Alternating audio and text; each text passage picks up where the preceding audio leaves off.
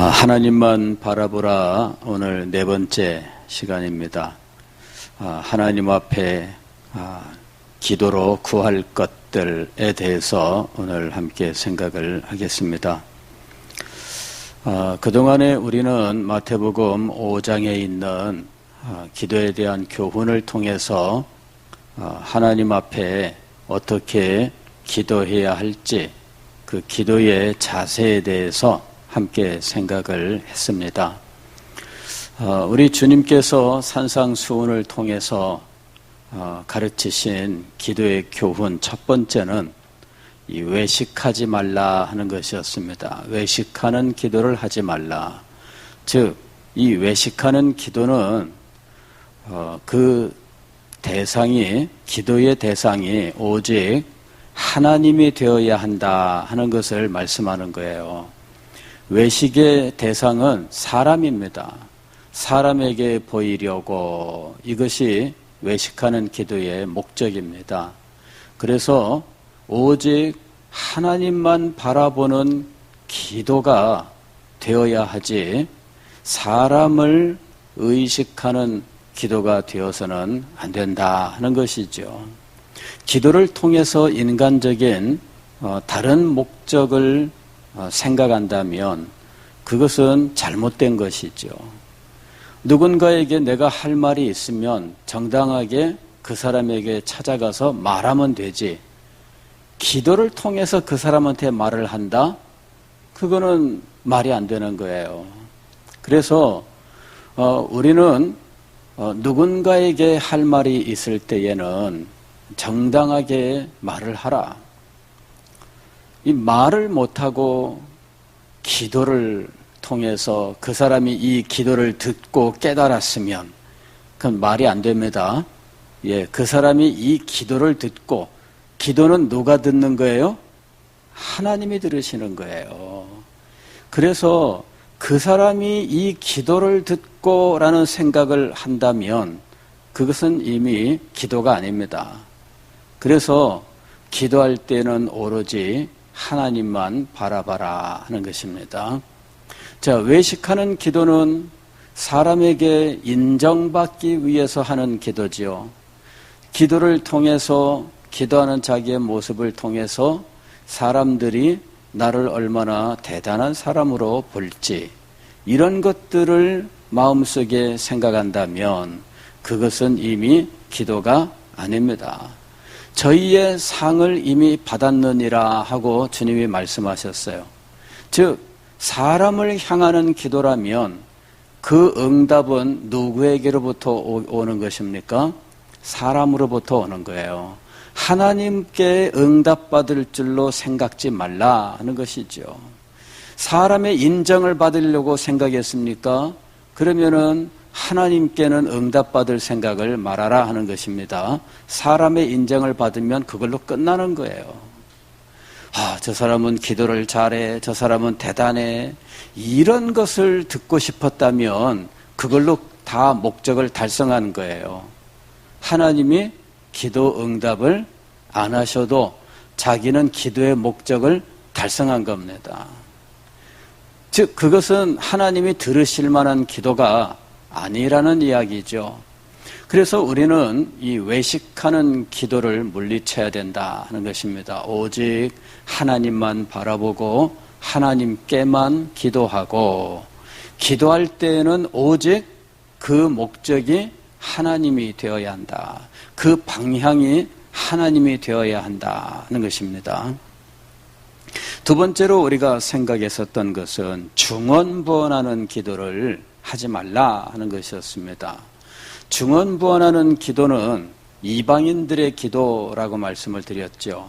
주님께서도 이방인들과 같이, 이방인들은 말을 많이 하여야 들으실 줄 생각하느니라.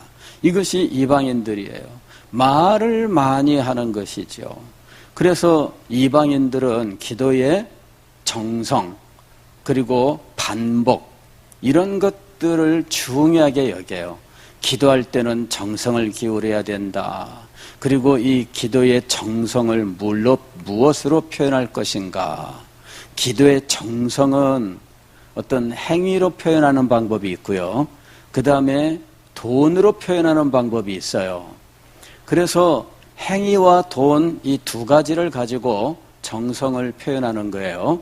새벽에 일찍 일어나서 정한수 떠놓고 비나이다 뭐 날마다 또 백일기도 이런 거라든지 아침에 일어나서 1000배 이렇게 하면서 기도한다든지 뭐 이런 그 행위로 두 번째로는 드리는 돈이에요. 얼마나 많은 돈을 드리느냐가 기도의 정성을 표현하는 거예요. 이 정도면 되겠습니까? 하면 뭐라 그래요? 정성을 조금 더 드려보세요. 그럼 거기다 얹어. 이 정도면 되겠습니까? 정성을 조금 더 드려보세요. 정성이 뭐예요? 돈이에요. 돈. 예. 그래서 재물을 드리는 거지요. 그렇게 해서 결국은 이 이방인의 기도가 이루어지게 되어 있다는 겁니다. 그 다음에는 말을 많이 하는 거예요. 반복해서 말하고 하여튼 쉴 새 없이 말하고 이러면서 이제 기도하는 모습들. 즉 기도할 때 이방인으로 있었을 때에 가지고 있었던 기도의 생각을 그대로 믿은 이후에도 그대로 행하는 거죠. 하나님의 말씀을 통하여 기도에 대하여 배워도 사람들은 잊어버려요. 아무리 기도에 대해서 배워도 성경에서 가르치는 기도의 교훈을 말씀을 해도 사람들은 결코 버리지 않는 것이 있는데 이방인일 때 배웠던 그때 알게 되었던 혹은 주변의 이방인들이 다 그렇게 인간적으로 누구나 동일하게 생각하는 그런 기도의 원리를 버리지 못하고 있다는 것이죠. 정성을 들이지 말라 그 말이 아닙니다. 그러나 정성이 기도 응답의 길이라고 생각하시면 안 돼요. 그러면 정성이 필요 없다는 말입니까? 아니, 정성이 기도 응답의 길이 아니라니까요. 무슨 말씀이냐면은 기도는 하나님과의 관계예요. 하나님과의 관계. 관계가 이루어져야 되는 거예요. 그래서 정성은 기도 응답의 길이 아니라 하나님과의 관계를 바로 세워 나아가는 과정의 한 부분일 뿐입니다. 한 부분이에요. 예, 정성을 다한다라고 할 때 하나님과의 관계를 바르게 하는 하나의 방편, 그 큰 그림 중에 한 조각이에요. 한 조각. 더 큰 그림은 뭐냐면은 하나님과의 관계예요. 이 하나님과의 관계를 잘 이루어 나가는 것이 중요한 거예요. 그럴 때 하나님과의 관계는 하나님이 어떤 분이신지를 아는 데서부터 출발하는 거예요. 정성에서부터 출발하는 것이 아니라 무엇에서부터 출발한다고요? 하나님이 어떤 분인지 아는 데서부터 출발하는 거예요. 하나님은 누군지 모르는데 정성부터 요구하죠. 그러면 이게 정당한 순서냐 하는 거예요. 이는 순서가 잘못된 겁니다. 순서는 무엇으로부터 시작하는 거예요? 예, 하나님을 아는 것으로부터 시작하는 거예요. 하나님을 알고 난 이후에 하나님 앞에서 자기의 모습을 알고 하나님께 마땅히 드려야 할 태도를 가지게 되는 거죠. 그럴 때 정성이 필요한 거예요. 근데 하나님을 아는 것이 없이 정성을 강조하면 결국은 무슨 길로 가느냐 하면 행위의 길로 가게 되는 거예요. 행위의 길로 가서 행위만으로 무엇인가를 얻는 이런 것이 돼버리는 거거든요. 그래서 정성이 먼저가 아니라 하나님을 아는 것이 먼저다. 그래야 하나님 앞에 내가 마땅히 드려야 할 것들을 깨닫고 하나님 앞에 드려야 할 것을 마땅히 드리게 되는 거예요. 그럴 때 정성이라고 하는 것이 필요하게 되는 거죠. 하나님을 알지 못하면 아무것도 소용이 없습니다. 그래서 기도할 때에는 오직 하나님만 바라보고 하나님께만 기도하되 하나님을 아는 지식 속에서 하나님께 마땅히 드려야 할 것을 드려야 한다 하는 거예요. 이런 기도의 교훈들을 우리들이 분명히 알고 하나님 앞에 기도해야 한다 하는 것입니다. 자, 산상보훈에서 기도에 대한 또 다른 교훈이 있습니다. 오늘 우리가 읽은 7절 말씀 이하에 구하라 그리하면 너희에게 주실 것이요 찾으라 그리하면 찾아낼 것이요 문을 두드리라 그리하면 너희에게 열릴 것이니. 이거 우리가 잘 아는 교훈입니다. 구하는 이마다 받을 것이요 찾는 이는 찾아낼 것이요 두드리는 이에게는 열릴 것이니라. 기도할 때 이 세 가지 구하라, 찾으라, 두드리라 요 세 가지를 기억하고 이 세 가지를 하나님 앞에 기도하라 하는 것이에요. 첫 번째 구하라 그래서 구하라. 무엇을 구해야 할까요? 첫 번째로 우리가 하나님 앞에 구해야 할 것은 죄 용서예요. 죄 용서. 우리는 사실 예수 그리스도를 믿을 때 죄 사함을 얻었다라고 배웠습니다. 그럼에도 불구하고 우리는 신앙생활하는 동안 내내 하나님 앞에 끊임없이 죄를 회개하고 하나님의 용서를 구해야 한다 하는 것이죠. 하나님의 용서를 구하는 것이 우리의 기도의 중요한 부분이에요.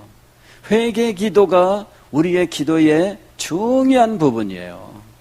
왜냐하면은 우리는 여전히 죄의 본성을 가지고 있고 우리는 연약하기 때문에 어떤 시험에 넘어지고 혹은 유혹에 그만 넘어가고 그래서 마음으로 범죄하고 우리의 삶으로 범죄하는 자리에 너무나 쉽게 나가기 때문이에요.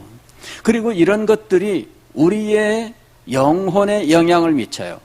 우리의 양심에 영향을 미치고 우리의 영혼을 더럽게 하고 우리의 마음을 더럽게 하고 우리의 삶의 영적 능력을 사라지게 만듭니다. 우리가 짓는 죄는 용서받은 죄이니까 아무 상관없는가? 그렇지 않습니다. 구원파에서는 과거, 현재, 미래의 모든 죄가 용서받았기 때문에 용서받았다라고 하는 이 깨달음을 가지고 이제부터는 우리는 죄를 지어도 회개하면 안 된다 이렇게 가르치잖아요. 그런데 실제로 그렇지 않습니다. 죄 용서를 받았는데 우리가 실제로 죄를 짓는 순간 이 죄는 용서받았으니까 우리의 영혼과 마음과 삶에 아무런 상관이 없이 아무런 영향을 미치지 않고 넘어가는 그런 것이 아니에요. 용서받았으니까 죄는 이제부터 우리와 아무 상관이 없어지는가? 그렇지 않습니다. 용서를 받았는데 실제로 죄로 인한 죄의 책임, 죄로 말미암아 일어나는 여러 가지 문제들, 이 문제들은 여전히 우리의 삶에 역사하는 거예요. 죄를 지으면 그 죄의 잘못된 것들이 우리의 마음에 흔적을 남겨요. 우리의 양심에 흔적을 남겨요. 우리의 삶에 영향을 미쳐요. 여러분들이 어디가 죄를 지었는데 용서받았어? 그러면 그 죄는 이제는 우리와 아무 상관이 없는가? 그렇지 않습니다. 실제로는 그 죄의 결과가 우리의 삶에 영향을 미치는 거예요. 이 영향이 우리에게 계속해서 작용을 합니다.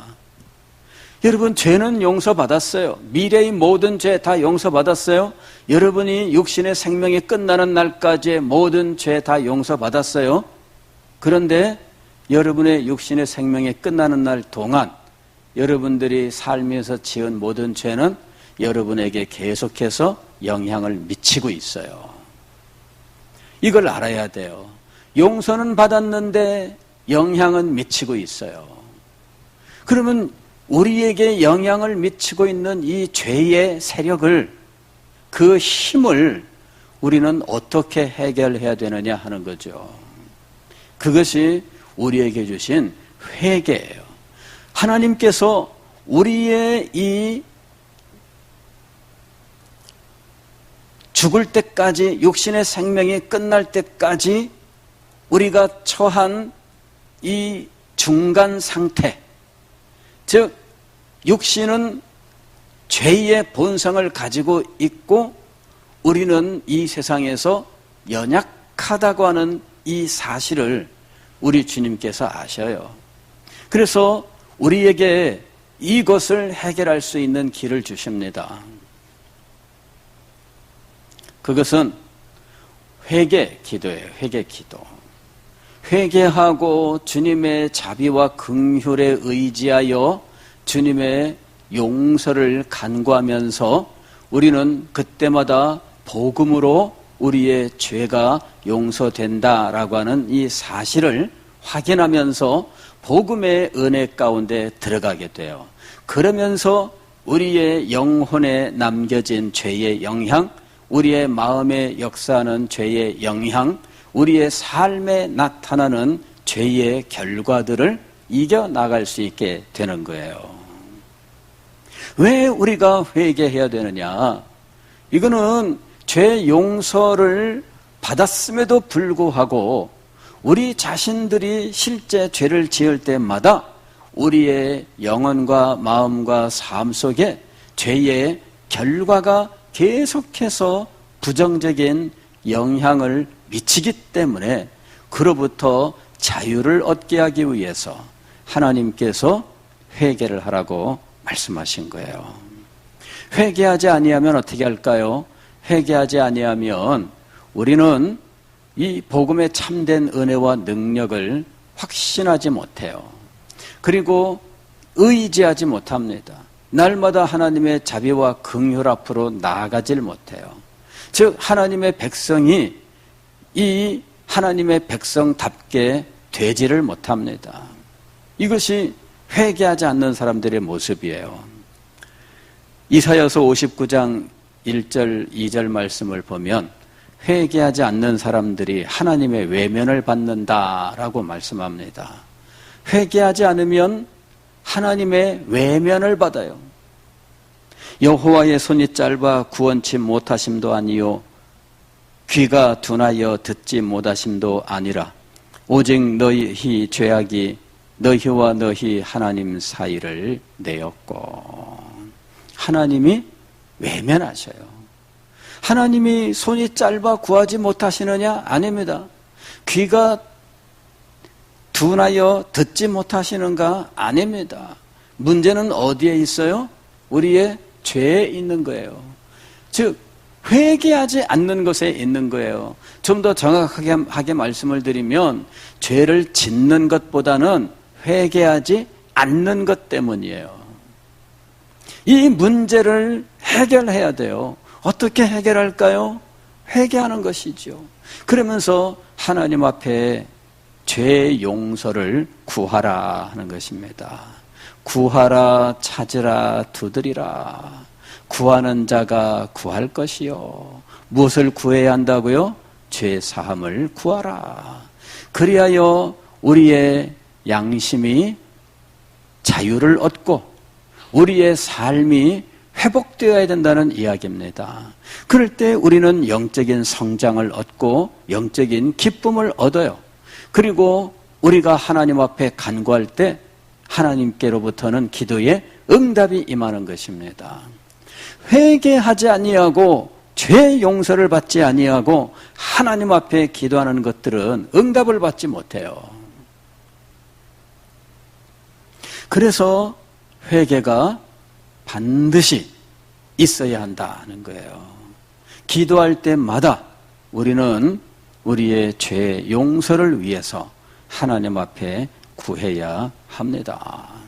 성도들이 이렇게 사죄의 은혜 가운데에서 양심의 자유를 얻고 영적인 기쁨을 얻고 삶이 회복된다면 교회가 새로워져요.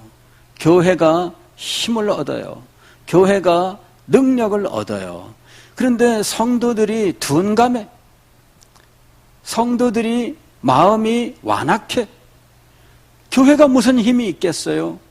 교회가 무슨 능력이 있겠어요? 성도들이 하나님의 음성에 반응할 줄 몰라요. 왜 그럴까요? 회개하지 않기 때문이에요. 회개할 거리가 없어, 이분들에게는.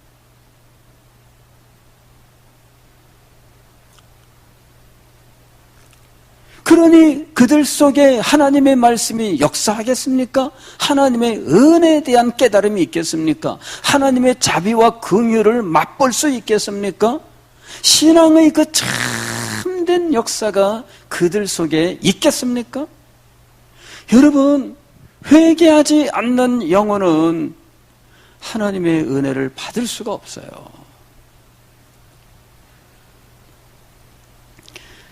많은 분들이 제가 요새 이렇게 말씀의 은혜가 안 돼요.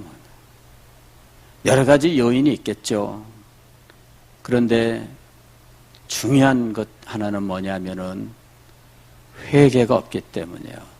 진정한 회개가 없고요. 그냥 회개를 하는데 우리는 이렇게 합니다. 주로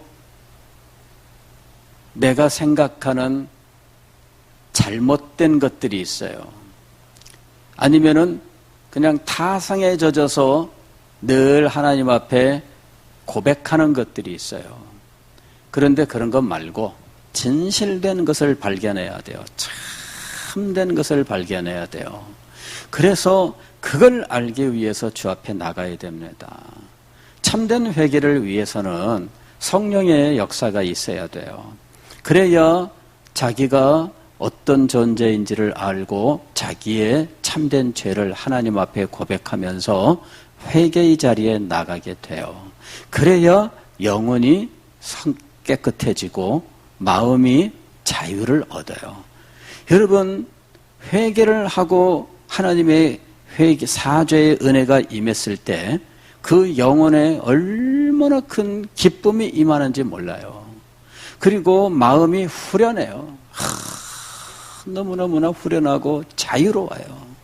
세상에 이 공기가 달라 보여요. 공기야 눈에 보이지도 않는데 신기하게도 이 회개하고 사죄의 은혜를 입으면 이상하게 공기까지 깨끗해 보이는 거 있죠. 정말 신기한 거예요. 여러분, 이런 사죄의 은혜를 하나님 앞에 구하라 하는 것입니다.